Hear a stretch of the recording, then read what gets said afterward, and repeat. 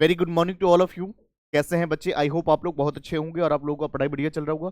तो जैसे कि बिजनेस लॉ की ही क्लास चल रही है बच्चे, और ये है आपका बीकॉम सेमेस्टर 1 का है, जिसके अंदर हम लोगों ने लास्ट क्लास के अंदर करा था transfer of ownership and delivery of goods. Part 1 मैंने ऑलरेडी कराया हुआ है, जिन भी बच्चों ने नहीं देखा पहले उसको वॉच करें।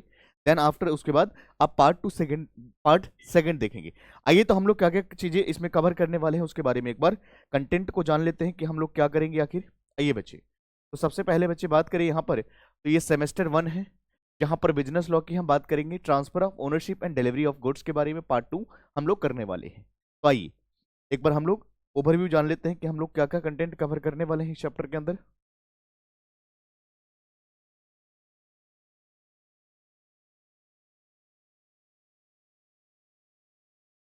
आइए एक बार ओवरव्यू की बात करें कि हम लोग एक बार इसमें क्या करने वाले हैं, क्या चीजें कवर करेंगे। आइए बच्चे, तो सबसे पहले सेल बाय नॉन ऑनर, यानी अगर गुड्स को सेल करता है वो व्यक्ति जो ओनर रियल ओनर नहीं है, तो क्या कंडीशन रहेगा उसके बारे में चर्चा करेंगे। एक्सेप्शन इन द ओनरशिप, इस ओनरशिप का क्या एक्सेप्शंस रहेगा उसके बारे में चर्चा करेंगे बेटा। फिर परफॉर्मेंस ऑफ सेल क्या होता है, उसके बाद डिलीवरी ऑफ गुड्स क्या होता है, टाइप्स ऑफ डिलीवरी क्या होता है बच्चे, उसके बारे में चर्चा करेंगे। और उसके बाद हम लोग बात करने वाले हैं जो टॉपिक उसका नाम है इंपॉर्टेंस ऑफ डिलीवरी। तो इस तरह से हम लोग सभी चीजों को कवर करेंगे। आइए एक एक करके हम लोग समझते हैं। तो सबसे पहले अगर हम बात करें transfer of ownership, transfer of ownership and delivery of goods, Indian Contract Act 1872 presented by, हालांकि इंडियन कॉन्ट्रैक्ट एक्ट नहीं हम लोग कर रहे हैं, Sales of Goods Act, Sales of Goods Act 1932 presented by Rakesh sir, commerce classes. आइए बच्चे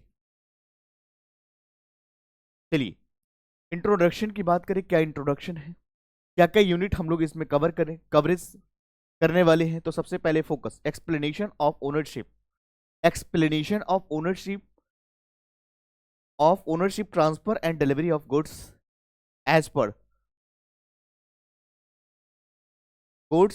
the Indian Contract Act 1872, बिल्कुल सही बात है। आइए transfer of title by non owner, section 27 से लेकर के सेक्शन 30 के अंदर गिवन है बेटा कि ट्रांसफर ऑफ क्या टाइटल रहेगा अगर नॉन ओनर अगर गुड्स को बेचता है। Performance of contract of sale की बात करें, सेक्शन 31 से लेकर के 44 के अंदर मेंशन है बेटा। तो यहाँ पर इन चीजों को हम लोग एक एक करके बारीकी से देखते हैं। आइए सबसे पहले हम लोग अगर बात करें ट्रांसफर ऑफ टाइटल, यहाँ पर जो ट्रांसफर को टाइटल किया जाता है, जब गुड्स को बेचते हैं तो वहां पर ट्रांसफर जो टाइटल किया जाता है बच्चे, जो नॉन ओनर की अगर बात करें बेटा, वो ओनर जो गुड्स का रियल ओनर नहीं है, जिसका गुड्स खुद का नहीं है, बात समझ रहे, वो ओनर गुड्स का नहीं है, वो क्या टाइटल ट्रांसफर करेगा उसके बारे में हम बात करते हैं। सेक्शन 27 से लेकर के सेक्शन 30 के अंदर ये चीजें डिफाइन करा गया है। की कंसेप्ट की अगर बात करें बच्चे, तो आइए जनरल रूल क्या कहता है। As per general rules no one can transfer a better title than himself has, कहने का मतलब ये है जिसका गुड्स है वही बेटर टाइटल दे सकता है, उसके अलावा दुनिया में कोई भी व्यक्ति बेटर टाइटल ट्रांसफर नहीं कर सकता है। ये बात कहां पर लिखा? जनरल रूल के अंदर। एक्सेप्शंस क्या कहता है पार्ट 1 के अंदर बेटा? Sale by mercantile agent, sale by joint owner, voidable contract, seller in position. तो बेटा ये एक्सेप्शंस है। ये जनरल रूल क्या कहता है कि जिसका गुड्स है वही बेटर टाइटल ट्रांसफर कर सकता है, सही टाइटल दे सकता है, उसके अलावा कोई और व्यक्ति नहीं दे सकता। लेकिन इस कॉन्सेप्ट के कुछ एक्सेप्शंस है। वो ये कहता है कि अगर सेल करा गया मर्चेंटाइल एजेंट के through an authorised agent can sell the goods under certain condition. यहां पर मर्चेंटाइल एजेंट वो एजेंट होते हैं जो अपने ओनर के बिहाफ पर, रियल ओनर के बिहाफ पर गुड्स को सेल कर सकते हैं। उसके बाद sale by joint owner, section 28 कहता है बेटा if one joint owner has possession of goods sells them title is valid. बेटा जी यहां पर अगर हम बात करें ज्वाइंट ओनर की बात करें, तो यहां पर इफ वन ज्वाइंट ओनर, अगर एक ज्वाइंट ओनर के पास अगर पोजीशन है, तो ये जो अगर गुड्स को सेल करेगा वो वैलिड माना जाएगा। अगर वॉइडेबल कॉन्ट्रैक्ट के थ्रू, यानी sale by the person in position under voidable contract before it is rescinded in, तो ये भी क्या है माना जाएगा, यहां पर एक्सेप्शंस के केस में आएगा। और उसके बाद सेलर इन पोजीशन की बात करें, a seller who retain the possession after the sale can transfer a good title. यानी ये सारे लोग जो है एक सही टाइटल भी ट्रांसफर कर सकते हैं और इनके द्वारा की गई ट्रांसफर जो होती है, जो गुड्स को ट्रांसफर करेंगे वो वैलिड माना जाएगा, वो बेटर टाइटल होगा। ये एक्सेप्शन कहता है बेटा। आई बात समझ में? तो ये सारे के सारे वो व्यक्ति हैं जिनके द्वारा अगर कोई भी गुड्स अगर टाइटल करा जाता है तो वैलिड माना जाता है। ठीक है, चलिए उसके बाद हम लोग आगे बात करेंगे। आइए अब हम लोग बात करते हैं transfer of title by non owner. यहां पर पार्ट 2 की बात, एक्सेप्शन का पार्ट 1 था, अब पार्ट 2 क्या कहता है बेटा, बात को समझो। पार्ट 1 हम लोगों ने देख लिया, बायर इन पोजीशन, यहां पर क्या था समझना, यहां पर सेल बाय जॉइंट ओनर। अब यहां पर सेलर इन पोजीशन, अब यहां पर देखो पार्ट सेकंड में बायर इन पोजीशन, अब buyer who has obtained possession can transfer a title. यानी अगर बायर पोजीशन के अंदर होगा तो यहां पर उस बायर के पास ये पोजीशन होता है कि वो transfer better title transfer title कर सकता है। यहां पर जो यहां पर टाइटल जो है उसको ट्रांसफर कर सकता है। इफेक्ट ऑफ स्टॉपल की अगर हम बात करें, अ person who act in a way that leads other believe, यानी अगर स्टॉपल का मतलब ये कहना होता है कि सामने वाला व्यक्ति विश्वास कर लेता, बिलीव कर लेता है, ये एज्यूम कर लेता है कि यही रियल ओनर है। तो a person who act in a way that leads other to believe they are owner can not deny it.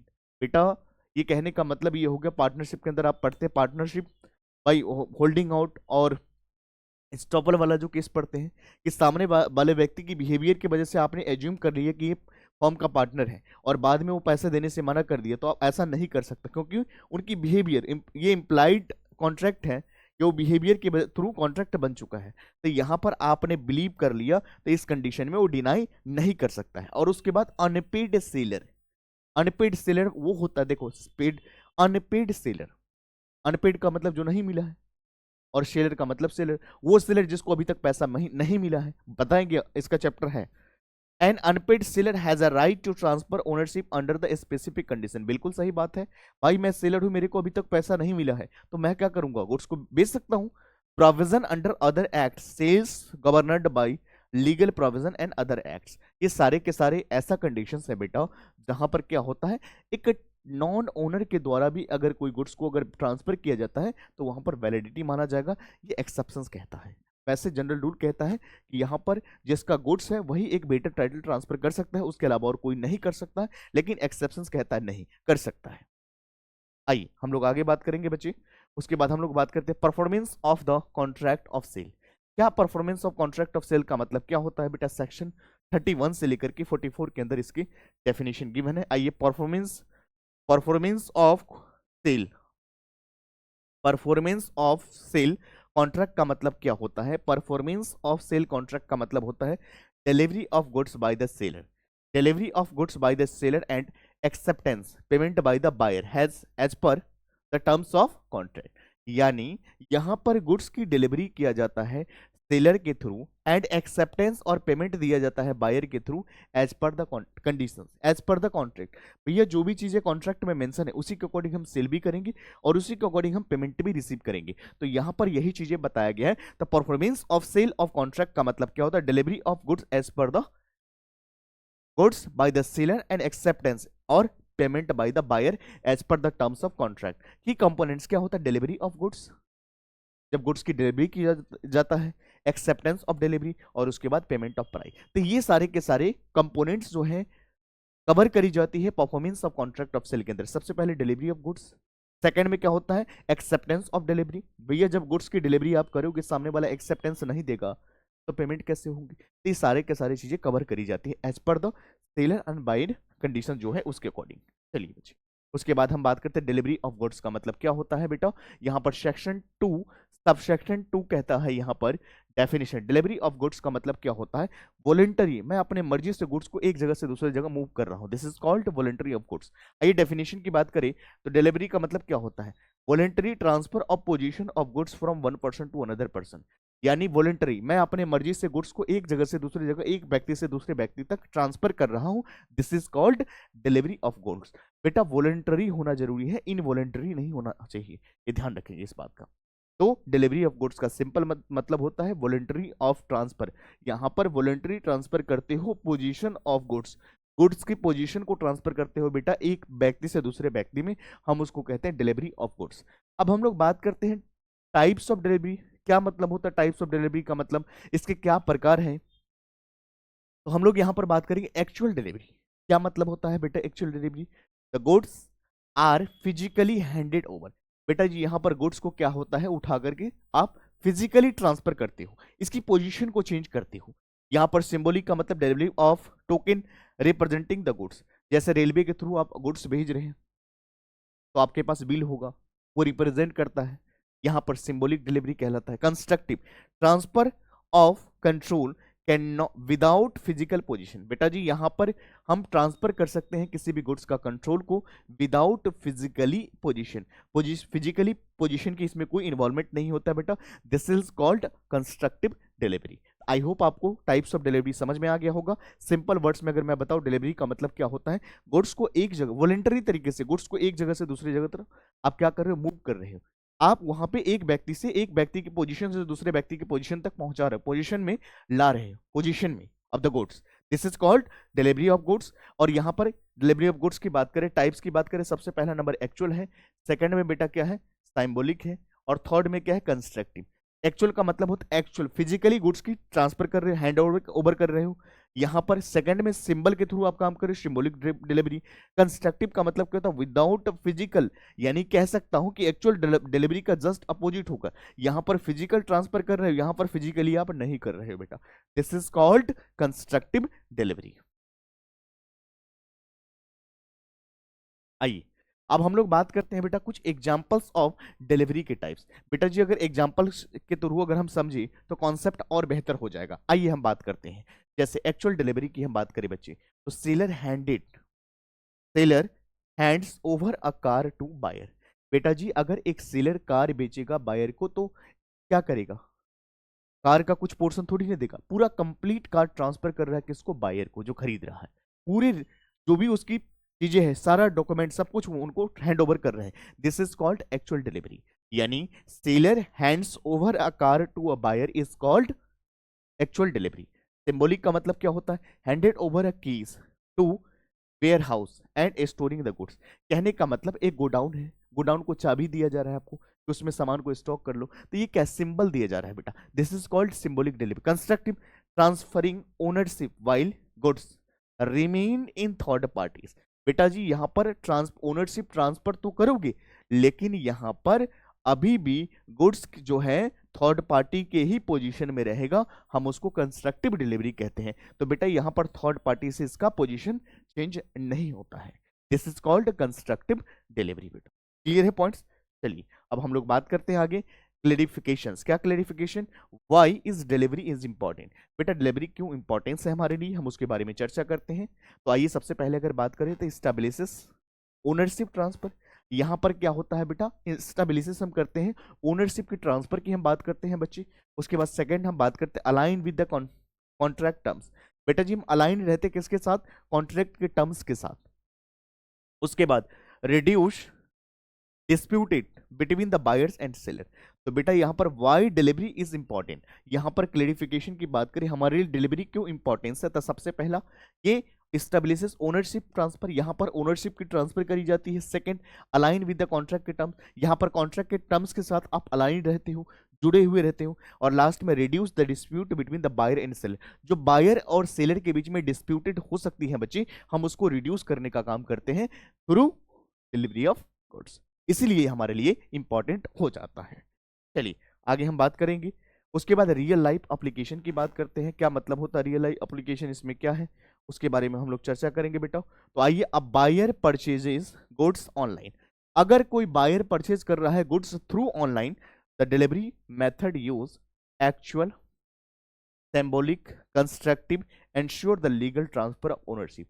बेटा जी जब हम रियल लाइफ की अगर बात करते हैं, तो रियल वर्ल्ड की अगर बात करें, तो यहां पर हम जब बात करते हैं बेटा, तो सिंबॉलिक डिलीवरी का, एक्चुअल डिलीवरी का भी यूज करा जाए। जब आप ऑनलाइन एक बायर परचेज कर रहा है गुड्स थ्रू ऑनलाइन, एक बायर गुड्स को परचेज कर रहा है ऑनलाइन, तो यहां पर डिलीवरी की मेथड यूज करा जाता है actual delivery, symbolic delivery, constructive delivery. ये सारे के सारे डिलीवरी यहां पर मौजूद होती है बेटा, और इंश्योर करते हैं legal transfer of ownership. This is called, इसीलिए हमारे लिए इंपॉर्टेंट हो जाता है। और ई कॉमर्स की दुनिया है जहां पर आप बायर एक ऑनलाइन जाकर के सर्च करते हैं तो सारे ही सारे टाइप्स ऑफ डिलीवरी यहां पर इन्वॉल्व होते हैं बच्चे। आइए उसके बाद हम लोग बात करते हैं, कंक्लूजन की बात करते हैं। तो सबसे पहले हम अगर बात करें transfer of title, delivery of goods, importance. आइए बच्चे, governed by specific exceptions under section 27 to 30। Governed by specific, transfer of title की बात करें, गवर्नड बाय स्पेसिफिक एक्सेप्शंस, यहां पर कुछ स्पेसिफिक एक्सेप्शंस है under the section 27 to 30। Delivery of goods की बात करें, की फॉर परफॉर्मेंस, की फॉर परफॉर्मेंस या परफॉर्मिंग और sale of contract under section 31 to 44। उसके बाद importance, clear delivery and ownership rules minimise. बेटा जी यहां पर अगर सिंपल वर्ड में कहें कि यहां पर clear delivery and ownership rules, यहां पर क्लियर डिलीवरी जब हम करते हैं या ओनरशिप रूल्स को हम मिनिमाइज करते हैं, disputed and protect legal right, यहां पर हम लीगल राइट को क्या करते हैं, प्रोटेक्ट करते हैं। तो ये हमारे लिए महत्व हो जाता है बेटा। तो इस तरह से हमने सभी चीजों को डिस्कस करा।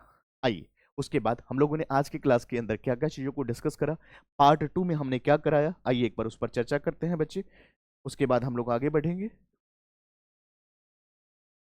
आइए बच्चे, तो हमने बात करा transfer of ownership and delivery of goods.